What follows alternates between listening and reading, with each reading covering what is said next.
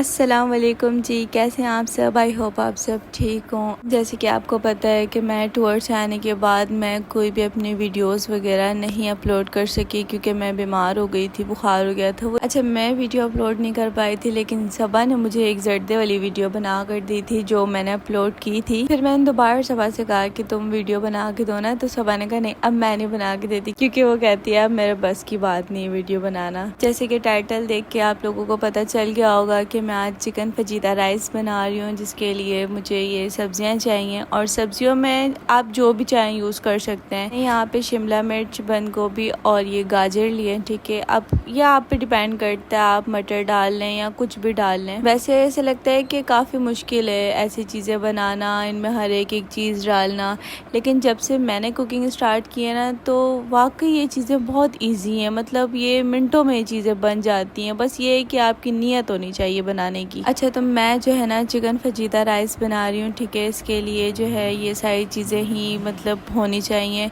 और बाकी आप अपनी तरफ से कुछ भी डाल सकते हैं, ठीक है। तो यहाँ पे मैंने सारी चीज़ों को धोने के बाद अच्छे से कट कर लिया है, जैसे इन्हें कट करते हैं, क्योंकि मेन ये चीज़ होती है सब्जियाँ, ठीक है। इन्हीं से ही थोड़े से चावल अच्छे बन जाते हैं। सारी चीज़ों को अच्छे से कट करने के बाद मुझे था कि मैं ना इन सारी चीज़ों को दिखाऊं कि किस तरह कट की जाती हैं, और फिर एक तरतीब से मैं हर एक चीज़ को मैंने कहा मैं दिखाऊं। फाइनली यहाँ मेरी सारी सब्जियां कट चुकी हैं। अब बारी है चावल बॉईल करने की। अच्छा जी, 2 गिलास मैंने यहाँ पे चावल लिए, ठीक है। इन्हें मैंने अच्छे से धोने के बाद 10 से 15 मिनट रखें। तब तक एक देगची में मैंने पानी बॉईल होने के लिए रख दिया है। जब तक ये पानी बॉईल हो जाएगा और तब तक 10 से 15 मिनट भी हो जाएंगे।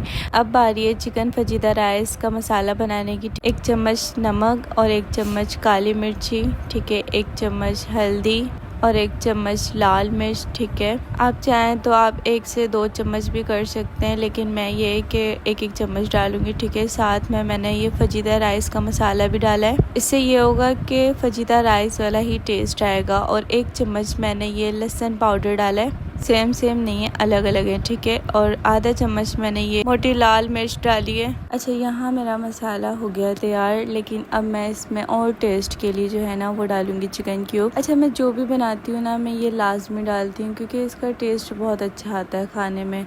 बाकी सारे मसाले मिक्स कर लेती हूँ। सारे मसाले मिक्स करने के बाद ये चिकन क्यूब्स मिक्स नहीं हुआ, क्योंकि ये जब मैं मसाले भूनूंगी ना तब ये खुद ही मिक्स हो जाएगा। मसाला बन चुका है। अब देगची में मैं 1 कप तेल डालूंगी। तेल डालने के बाद अब तेल को गर्म करने के लिए मैं रख दूंगी, ठीक है। तब तक मैं आपको गोश्त दिखा देती हूँ कि बोनलेस गोश्त लिया था, ठीक है। कुछ इस तरह से इसके मतलब मैंने पीसेस कर लिए थे, मैंने खुद ही पीसेस के इस तरह किए थे, क्योंकि चिकन फजीदा राइस में इसी तरह की पीसेस डले हुए होते हैं। यहाँ तक आए हो और सब्सक्राइब ना करो तो यार ये तो फिर नाइंसाफी है जी। जिस देगची पे हमने तेल डालने के लिए रखा था वो तेल गर्म हो चुका है, ठीक है। अब जो है हम उसमें 2 चम्मच अदरक लहसुन का पेस्ट डालेंगे। आप बेशक अदरक का पेस्ट डाल दें या लहसुन का, जो भी डालना है। मैंने अदरक लहसुन दोनों का पेस्ट डाला है, ठीक है। अच्छे से चम्मच चलाने के बाद फिर ये कि हम इसमें अब गोश्त डालेंगे।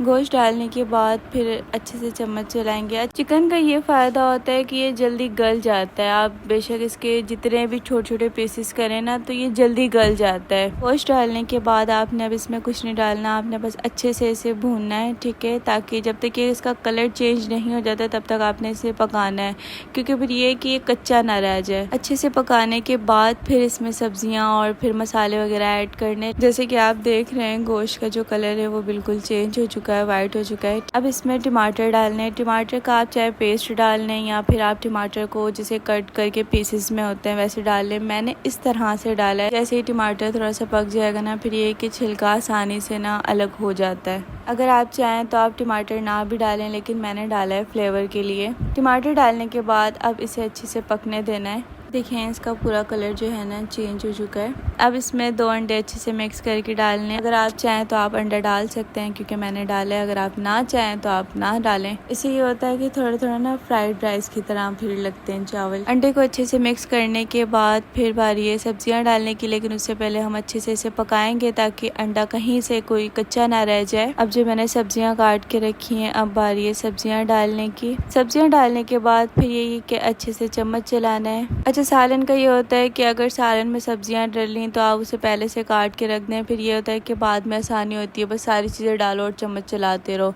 और इसी तरह मसालों का भी है कि पहले आप मसाले अच्छे से एक किसी भी बाउल में या किसी भी मतलब छोटी सी कटोरी में डाल दें अच्छे से सारे मसाले, ठीक है।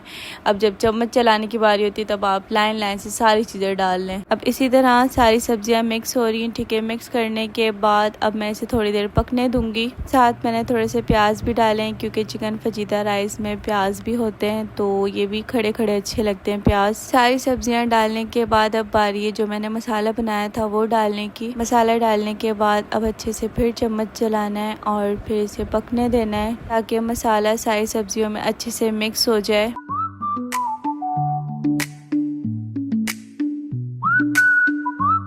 अच्छे से मिक्स करने के बाद अब मैं इसे हल्की आंच पे रख दूंगी पकने के लिए, ठीक है। दूसरी साइड पे मेरे चावल बॉयल हैं।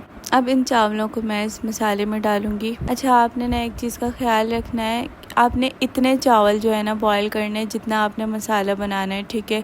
ऐसे ना हो कि मसाला कम हो और चावल जो है ज़्यादा हो जाए। जितने चावलों की क्वांटिटी होगी ना उतने ही आपने मसाला बनाना है। चावल अच्छे से मिक्स करने के बाद देखें कुछ इस तरह से लग रहे हैं। अच्छे से चम्मच चलाने के बाद अब मैं इसे 10 से 15 मिनट के लिए दम पे रख दूंगी। जब तक चावल दम पे हैं तब तक हम फजीता राइस के साथ सालसा चटनी बनाएंगे, ठीक है। उसके लिए करेंगे कि ग्रिल ले लेंगे। ग्रिल को चूल्हे पे रखने के बाद एक टमाटर, प्याज और 2 से 3 हरी मिर्चें, 4 से 5 हम उसे लहसुन के दाने ले लेंगे, ठीक है। उसे हल्के से इसे रोस्ट कर लेंगे। 5 से 10 मिनट के लिए हम इसे पकने देंगे। ऐसे नहीं कि ये पूरी तरह से जल जाए, नहीं, हल्का हल्का सा हमने इसे पकाना है, ठीक है। फिर इसके बाद फिर हम इसे ग्राइंड कर लेंगे सबको। सारी चीज़ों को एक साथ डालने के बाद फिर हम इसमें थोड़ा सा धनिया, 1 चम्मच काली मिर्च और 1 चम्मच नमक भी ऐड करेंगे हम इसमें। फिर अच्छे से इसे ग्राइंड कर लेंगे। वैसे ये चटनी बनती है बहुत मज़े की। अगर आप इसे चावलों के साथ ना भी खाए ना, वैसे रोटी के साथ भी खाए ना, तब भी बड़ा मज़ा आता है खाने में। अच्छा जी, सारे मसालों को मिक्स करने के बाद देखें कुछ ये इस तरह से सालसा चटनी बन गई। अब इसमें ना मैं 1 चम्मच नींबू के रस के डालूंगी क्योंकि फिर ये ना बड़ा मज़े का हो जाएगा, खट्टा खट्टा सा। जैसे कि आप देख रहे हैं यहाँ हमारी सालसा चटनी तैयार है और फिर